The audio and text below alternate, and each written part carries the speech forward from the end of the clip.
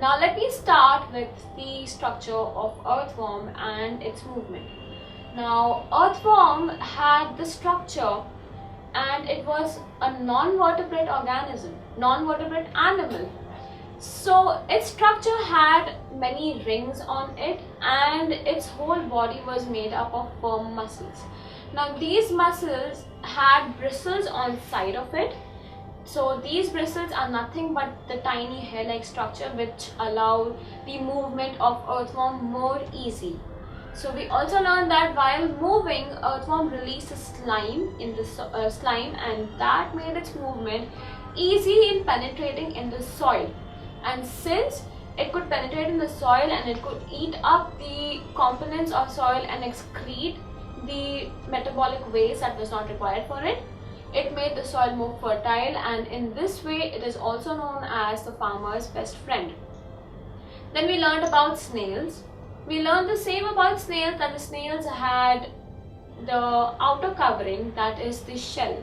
Now this shell is the outer skeleton of the snail, but it's not bony at all, just like earthworm. So what happens is the snail can rest the whole of its body in the shell. Once the snail is out of the shell, its head region is released in the forward direction while the tail is in the backward direction. I am sure most of you have seen snails while it's the rainy seasons. So I also asked you to perform an exercise in which you would have the snail on a glass slide and you would see its movement. Now if you would do that, you would come to know that the snail has a very tough basal muscles, and these basal muscles are known as the foot muscles. These basal muscles help to release a slime-like material, and this makes the movement of the snail very much easier. The next we learned about was the birds.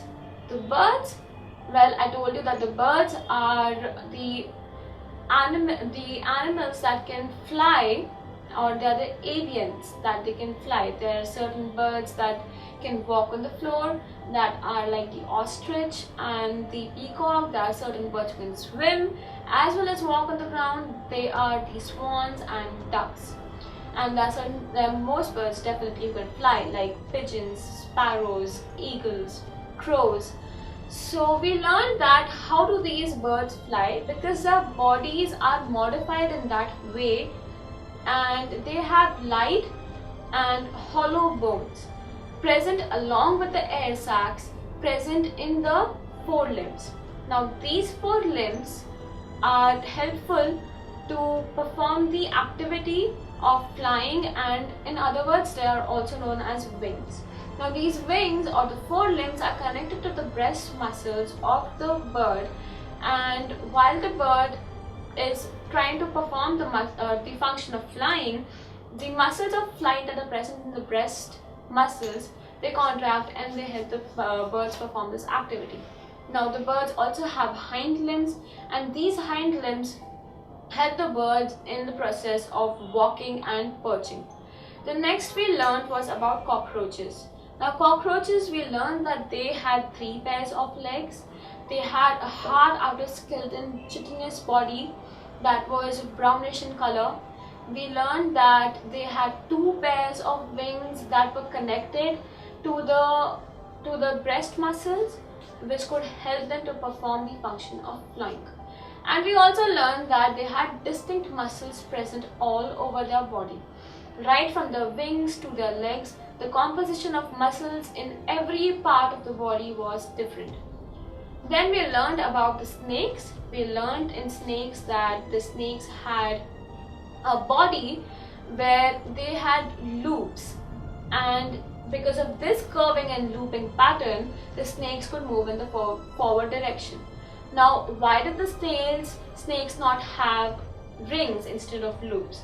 Because the earthworm, I told you, was a non-vertebrate animal, while the snake was a vertebrate animal. Then I also explained to you about the snake. So now, since we have been done with understanding the whole of the chapter of body movements, let's just examine how much we understood by performing these exercises. So first on the board we are having the fill in the blanks. So I'll be reading out every fill in the blank and will be telling the answer to you, but you need to reason the answer out by your own self also. So let's start. The first one is joints of the bone help in the dash of the body.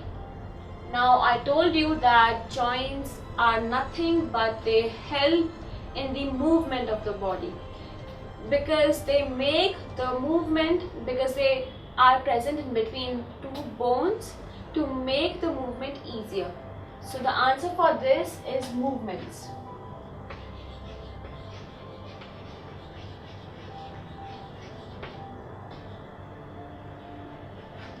The next one is a combination of bones and cartilages form the dash of the body. Now just try remembering where I got the word cartilage in the picture. So I got this word cartilage in the picture for ears and nose, and I explained to you that cartilages are much softer than the bones and much flexible. So these are present in the nose and the ears. So the answer is ears and nose to make them flexible. And let's proceed to the next one. The bones at the elbow are joined by the dash joint. Now try figuring this out by your own self.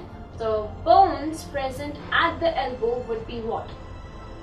The bones present at the elbow would be the hinge joint, because I compared the example of the door and the elbow to you. And I explained to you that these hinge joints can perform planar actions. That means they can open up to 180 degrees and close, and perform the basic actions like flexion and extension. I also explained this to you in the summary. So let's go to the last fill in the blank. The last one is the contraction of the dash pulls the bone during the movement. Now contraction of what? What would probably contract in your body? Try figuring it out. You remember the example where I explained you where you were supposed to take your forearm and push it towards the shoulder. You would experience a bulge over here, you would feel a bulge over here, and that bulge was the muscle, and that bulge was formed due to the contraction of the muscles in that part. So the answer would be the contraction of the muscle pulls the bones during movement. So just let me repeat the fill in the blanks for you. The first one was joints of the bones help in the movements of the body. The second one is a combination of bones and cartilages form the ear and the nose of the body. So the third one would be the bones at the elbow are joined by the hinge joint right over here. The next one is the contraction of the muscle pulls the bones during the body movements. No more spending your energy and money on coaching classes, or missing classes for rain, for rally, and any other nonsense. Subjects covered by multiple teachers with repeat telecasts. Doubts, concepts, applications, no problem. All explained through great and significant animation. So sit back comfortably in your home and watch Study Spectrum TV channel.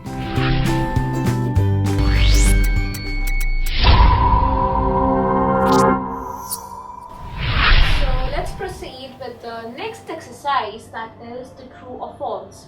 Now what I'll be doing over here is I will read the sentence out for you, and if the statement is true I will mark a T across it, or if it is false I will mark a F across it.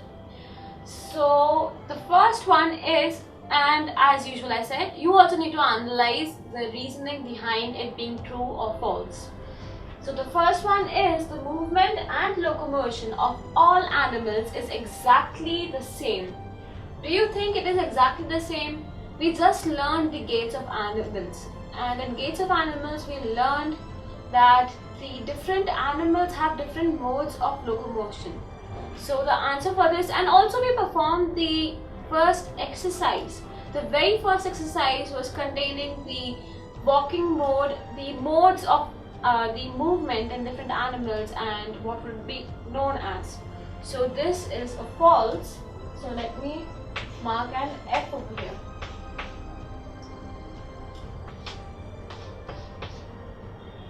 The next one is the cartilages are harder than bones. Now, just since science is all about observations and experimentations, I will just ask you to feel your ear or your nose. Your ear and your nose has bones in it, but those bones, are they hard enough? They are not hard enough because they are cartilages. So the cartilages are harder than bones. That is a false. And since cartilages are also part of the skeletal system, and so are bones, but the bones are a little bit more harder than the cartilages. The next one is the finger bones do not have joints at all. Okay, just try reasoning this. If you had just straight bones in your finger, would you be able to move your fingers or fold them or open them or perform work with them or write for that matter? You would not be able to do any of it. So this statement is also false because fingers have joints in between the phalanges. These are the phalanges that I explained to you earlier. The next one is the forearm has two bones.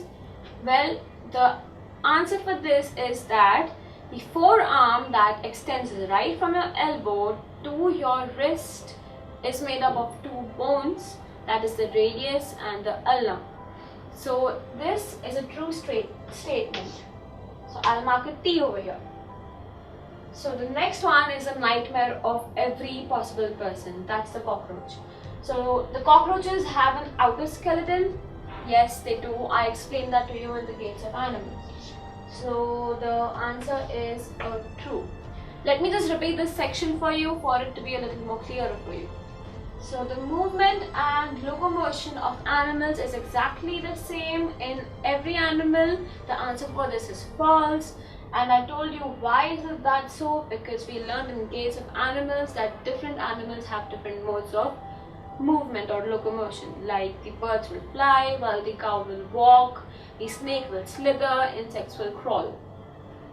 The next one is the cartilages are harder than bones. That's again false because the cartilages are softer skeletal muscles than the bones, and so that's a false statement. The next one is the finger bones do not have joints. Well, that's again a false because performing any activity as smoothly as we can, like writing or eating or any other activity, if you had just one straight bone in your phalanges, it would be nearly impossible to do that. The next one is the forearm has two bones. That's true because the forearm has two bones and they are the radius and the ulna that extend right from the elbow to your wrist. The next one is cockroaches have an outer skeleton. Yes, they do have an outer skeleton, and that's again a true. Now let's move to the next section, that is match the columns. Over here I have three columns, that's A, B and C. Now in A I have the content that needs to be related to B, but in this case the content can be related to one or more sub-content that's present over here, and the answers will be written in the C column.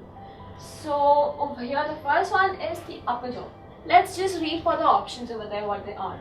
The first option in the B column is that they have fins on the body, that it has an outer skeleton, it can fly in air, is an immovable joint, it protects the heart, or it shows very slow movement, or has a streamlined body. Now the upper jaw is nothing but the cranium, and I explained it to you in skull that it is immovable joint. It's a fixed joint that protects your brain inside it. So the first answer would be for D. So I'll write 1D over here. The next one is for fish. Now since we don't have this option anymore, we'll just put a strike against that. The next option is fish. The fish has fin on the body. Well, that's true. So let me write the second option. The first answer would be the A statement. Let's just analyze for any other points that might be present. The fish has an outer skeleton? No. Fish can fly in air? No, of course not, because fishes are present only in water. Fish protects heart? No. Shows very slow movement? No. But has a streamlined body? Yes, it does have a streamlined body, because I explained to you that the head of the fish and the tail of the fish are small compared to the rest of its body. That means it has a tapering shape, just like this. This is the structure of fish, with the head small and the tail part small. So the answer for 2 would be A, that is, it has fins on the body which help it to swim and cut the currents, and the G option, that is, it has a streamlined body. So there are 2 options for that. Let's go to the third option, that is the ribs. Now since we don't have the option A and option G, we'll put a strike against that. So for ribs, what would the options be? Is it that ribs have an outer skeleton, or ribs can fly in air, or ribs protect the heart, or it shows very slow movement? Well, the only answer for ribs is that it protects the heart, forming the rib cage. So the answer for third one is going to be E. The next one is snails. I explained to you about snails, that snails have the outer skeleton. So the answer is going to be for 4. Let me use a different color chalk. The answer for 4 is going to be that it has an outer skeleton and it has really slow movement. So B and F are the options for that.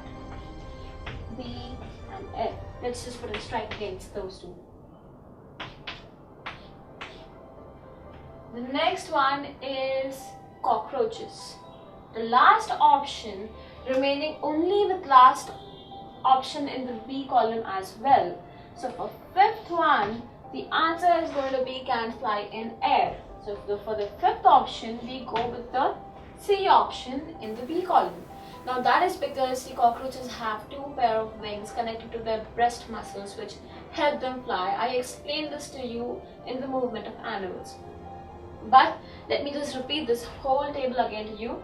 So for upper jaw, we went with the option of D, and that option was it is an immovable joint, because upper jaw is also known as the cranium. The next we went was the fish. Now in the fish, we went to the options A and G.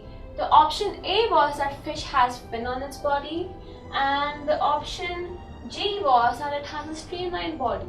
I explained to you that streamlined body is a tapering body. That means it has small head right over here, a small head and a small tail, while the rest of the body is a little more broader compared to the rest of the body, and it helps to cut the currents. It helps the fish to cut the currents. The next option we went was with ribs, and the option we chose for that was E. So ribs, they protect heart, of course, because they form the rib cage and they keep the lungs and the ribs inside them.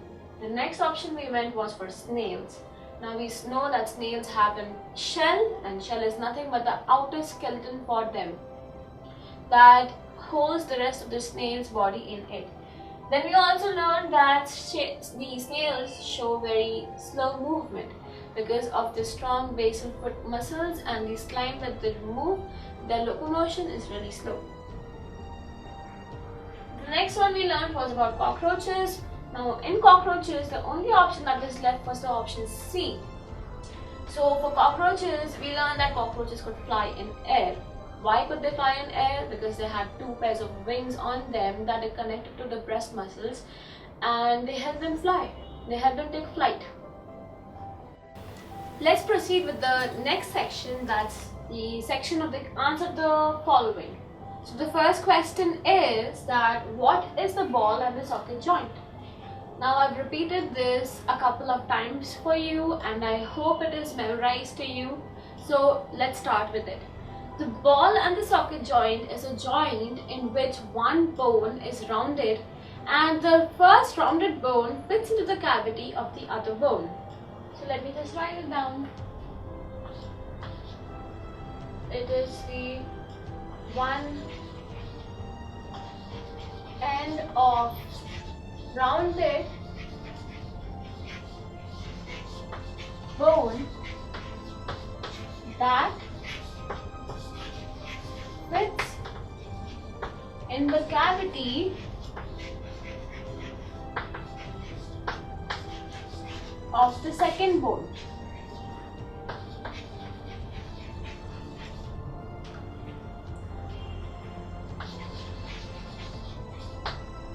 Now I also told you that in the ball and socket joint, the bone and the muscles are able to perform rotations at 360 degrees. That is, they are able to perform complete rotations. So let's write that point down too. So in ball and the socket joint,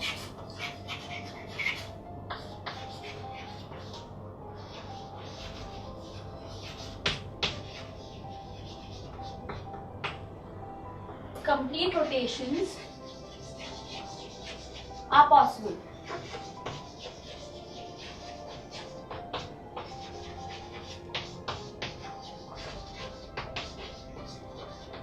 Now the example for the ball and the socket joint is the shoulder. So the example is shoulder. Let's proceed to the next question, and that is which of the following bones are movable in skull? So I told you that the skull is made up of two bones, that is the cranium and the mandible. And I also remember telling you that the cranium is not movable. That means it had fixed joints in it, while the mandible, that's the lower jaw, is movable because it held the teeth intact together and it connected the cranium to the mandible, and thus it completed the whole of the skull. So the answer would be the mandible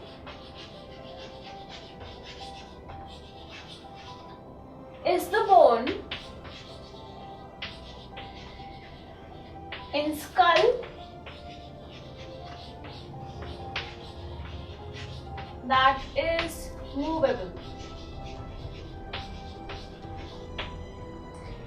And for extra information, we could also write that it connects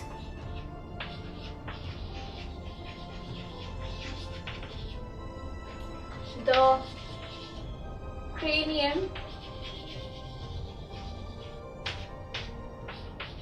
to the lower jaw.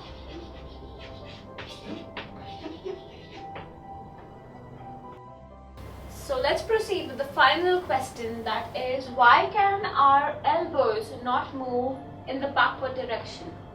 Now I told you for this answer that the elbows have hinge joint in them, and hinge joints perform only planar movements. That means they can extend only up to 180 degrees. So therefore the elbows cannot perform the movements in the backward direction. And also that the ball and the socket joints can perform movements in all directions. They can rotate completely. So the answer is very simple for that. That since the elbow has the hinge joint,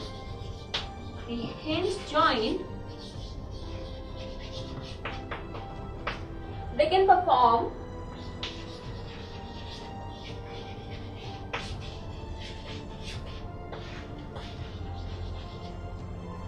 only planar movements.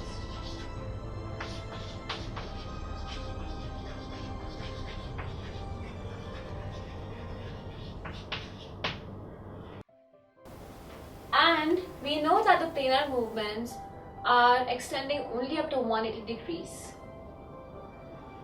So, planar movements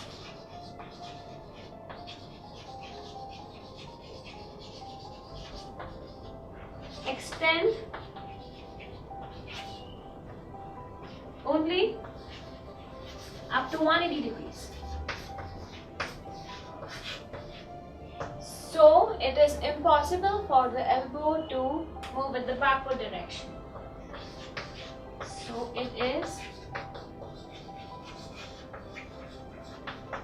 impossible for elbow to move backwards.